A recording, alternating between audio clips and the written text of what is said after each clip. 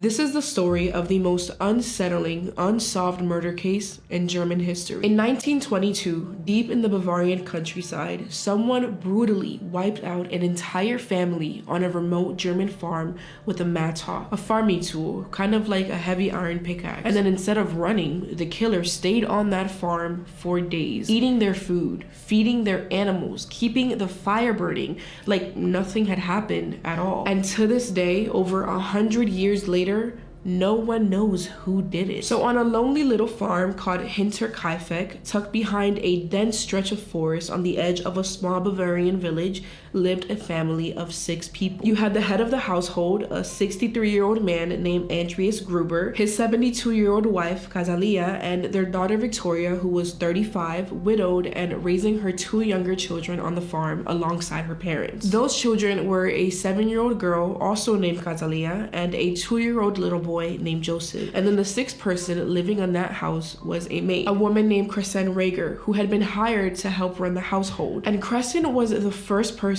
to say out loud that something was very wrong inside that house. See, as Kristen went about her work each day, cleaning the rooms, working in the kitchen, moving throughout the halls, she kept hearing these sounds coming from the attic. And at first, she probably tried to push it out her mind, because old farmhouses make noise, and she didn't want to be the woman who got spooked from a creaking ceiling. But the longer she stayed, the harder it became to explain, because what she was hearing wasn't just creaking. It moved from one end of the ceiling all the way to another, the way someone's foot move when they're pacing back and forth up there in the dark. And the moment she'd stop what she was doing and call out, "Hey, is anyone there?" it would go completely quiet. It was like whatever was up there knew she was listening. This happened over and over, the footsteps, the sounds she couldn't explain. And after months of this, Crescent had genuinely convinced herself that the farmhouse was haunted, that something was always watching her. So one day, pale as a ghost, she packed her bags,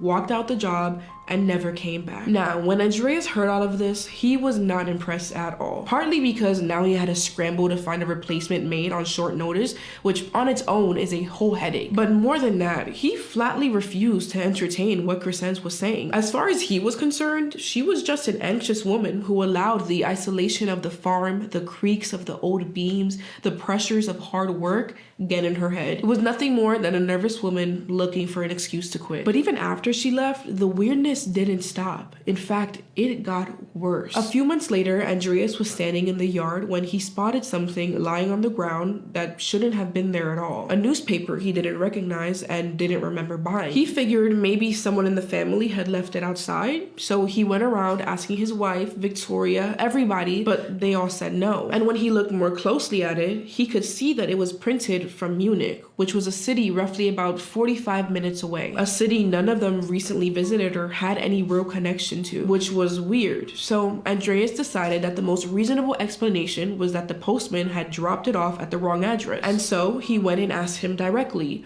only to be more confused when the postman swore up and down that this was not his. Now, most people would have been deeply alarmed by this, but Andreas just chalked it up as something weird and moved on with his day. But then something happened that was a lot harder to just wave off. Just days before the murders, there was a snowstorm, and as Andreas was walking the property the way he always did after bad weather, he looked down and stopped cold. There were footprints pressed into the fresh snow. A single set of tracks coming straight out of the woods and leading directly up to the door of the machine room. And something about the way they just ended up there made his stomach drop a little, because the tracks only went one way, into the farm, not out, which meant that whoever had walked in from those woods had not walked back out. And when Andreas followed that trail to the door, he saw that the lock had been busted open, like someone had forced their way inside. He stepped in, checked every corner, looked behind the tools and equipment, and listened for any movement, but there was no one. And once again, when faced with all of this, Andreas decided to not call the police. He kept it to himself and tried to push forward, even though everything was pointing to one thing: someone was clearly on his farm. That same night, as he laid asleep in bed, he was awoken by this strange, inexplicable noise, a low, rhythmic thudding sound coming from the attic. And the more he listened, the more it sounded like footsteps. Now, Andreas wasn't a man easily rattled, but lying there in the dark with that sound pressing through the ceiling above his head, even he couldn't fully push the feeling that somebody was up there. So he got himself out of bed and went to check. And as he swept his eyes left to right of every corner in that attic, he saw nothing. And so, thinking it was probably just the wind or something, he went back to sleep. Not long after that, on March 30th, 1922, just one day before Andreas and his whole family would be murdered, the house keys suddenly went missing. Andreas turned the farmhouse inside out and couldn't find them anywhere. And while he was searching, he found something else that stopped him. Fresh scratches on the iron lock of the tool shed. These thin, sharp gouges of metal that had not been there before. It was as if someone had recently tried to pick it open. By this point, Andreas had started complaining to the neighbors about everything. The footsteps, the broken lock, the newspaper, the missing keys, the scratches. And the neighbors looked at each other and basically said, "Look, remember the maid who said the place was haunted and she quit?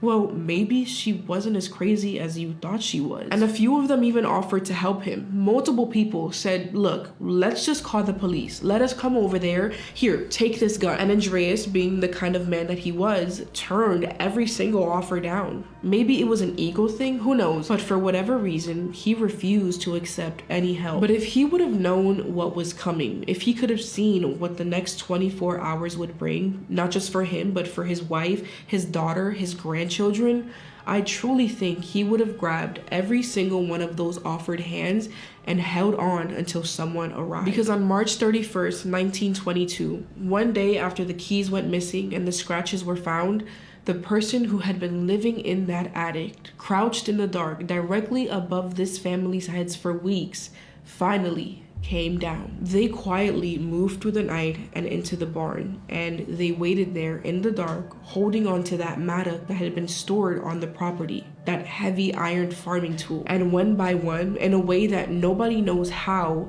they lured members of the Gruber family inside. The moment each one of them stepped through the darkness of that barn, the killer struck them in the head. Andreas went first, then his wife Kazalia, and then Victoria, and finally Victoria's 7-year-old daughter, little Kazalia. When it was over, the killer stacked all 4 bodies on top of each other and covered them with hay and an old wooden door, and walked back through the stable and into the house. In Victoria's room, 2-year-old Joseph was still in his crib, and the killer delivered a single blow and kept moving. And then the killer made their way to the very last room in the house, where a woman named Maria was most likely asleep.